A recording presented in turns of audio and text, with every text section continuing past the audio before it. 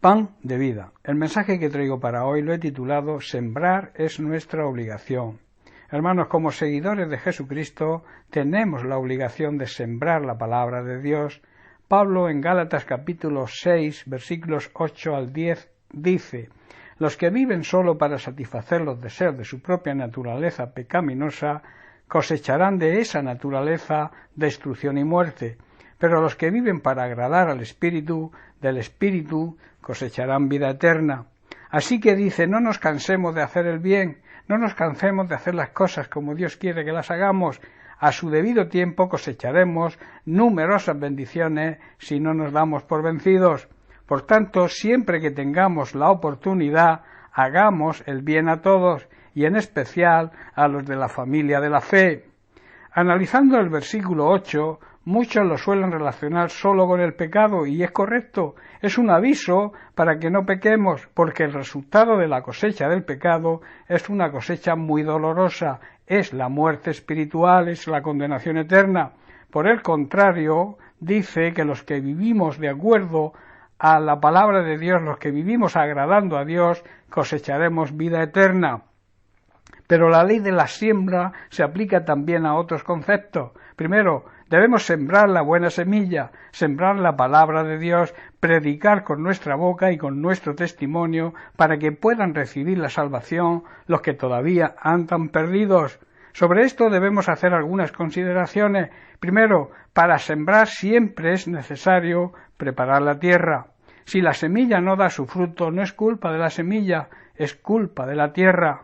De ahí la necesidad de que preparemos antes la tierra, regándola con nuestra oración, intercediendo ante Dios por las almas a quienes vamos a sembrar la semilla, a quienes les vamos a predicar la palabra de Dios. Muchas veces no se obtienen resultados de nuestra siembra porque fallamos en esto.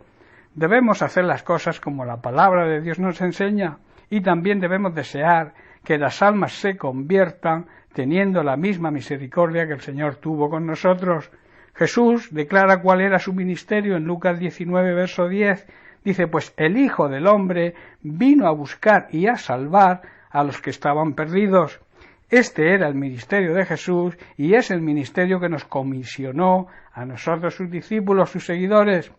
Otro concepto a tener en cuenta es que debemos ayudar a los necesitados. Sembrar también significa eso. El versículo 9 habla que no debemos cansarnos de hacer el bien nunca. Y en Hebreos capítulo 13, verso 16, el escritor de Hebreos dice, y de hacer el bien y de la ayuda mutua no os olvidéis, porque este tipo de sacrificios son los que le agradan a Dios. No os olvidéis de hacer las cosas bien ni de cumplir con la obligación de ayudar a los demás, de ayudar a los que tienen y a los que pasan necesidad. Estos, dice, son los sacrificios que realmente agradan a Dios. Otro concepto es que debemos dar prioridad y ayudar a la familia que somos en Cristo, su iglesia. Debemos ayudar a todos, sean creyentes o no lo sean, pero aquí Pablo está dando prioridad a la familia de Dios, a su iglesia, pero después no debemos dejar de ayudar a todos los demás. Hagamos algunas consideraciones. Debemos tener en cuenta que el sembrador no siembra solo la semilla. Como hemos dicho, primero se esfuerza en preparar la tierra. Luego, después de sembrar, se dedica también a cuidar y a limpiar la tierra para que cuando nazca la semilla no sea ahogada por las malas hierbas. Las malas hierbas simbolizan las malas enseñanzas, las falsas doctrinas. Esto habla de la obligación de discipular a aquellos que les predicamos el Evangelio.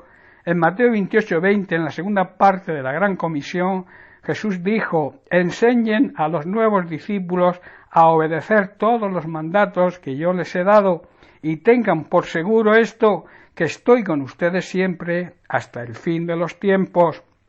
Por tanto, esa debe ser la misma actitud en nosotros. Primero preparar la tierra, luego sembrar la semilla de la palabra de Dios y luego cuidar y limpiar la tierra después para que esa semilla dé el fruto debido a su tiempo. Por eso repito, no debemos cansarnos nunca de hacer el bien, porque al tiempo oportuno segaremos y no nos desmayamos.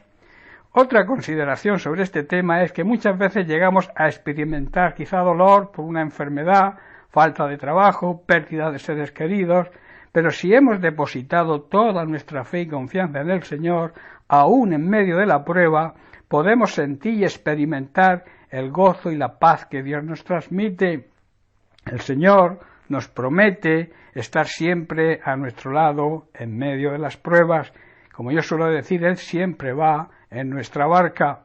Esto es lo que quiere decir el salmista en el Salmo 126, los versículos 5 y 6, donde dice: los que siembran con lágrimas cosecharán con gritos de alegría, lloran al ir sembrando sus semillas, pero regresan cantando cuando traen la cosecha. Que siempre, hermanos, debemos saber también que cosecharemos, esta es otra consideración, cosecharemos lo que sembremos. En Proverbios 22, versículos 8 y 9, Salomón dice: si el que siembra maldad cosechará desgracia, y añade: con el palo que pegues serás golpeado. Y añade también en el versículo 9: Dios bendice al que es generoso y al que comparte su pan con los pobres. Cuando actuamos con maldad, cuando actuamos con odio, con rencor, cosecharemos lo mismo. Cuando hacemos lo malo, también recogeremos maldad. Por tanto, cuando somos generosos, esta es la contrapartida, cuando ayudamos y somos generosos con los necesitados, también recibiremos generosidad.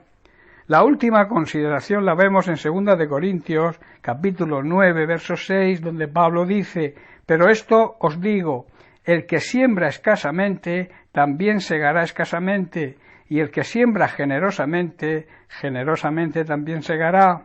Hermanos, la cantidad de cosecha que recibamos va en línea con la cantidad de semilla que sembremos, y esto ocurre en todas las facetas de nuestra vida. En la evangelización ocurre, la ayuda a los necesitados también ocurre, y también, si le damos la prioridad que Pablo dice, ayudando a los hermanos de la Iglesia. En la medida que sembremos, recuerda, recibiremos la cosecha, y también recibiremos la cosecha de lo que sembremos. Las preguntas que yo os quiero dejar: ¿qué estamos sembrando? ¿Cómo sembramos? Esto es una ley que siempre se cumple. Bien, pues hasta aquí el mensaje de hoy. Bendiciones para todos. Un abrazo.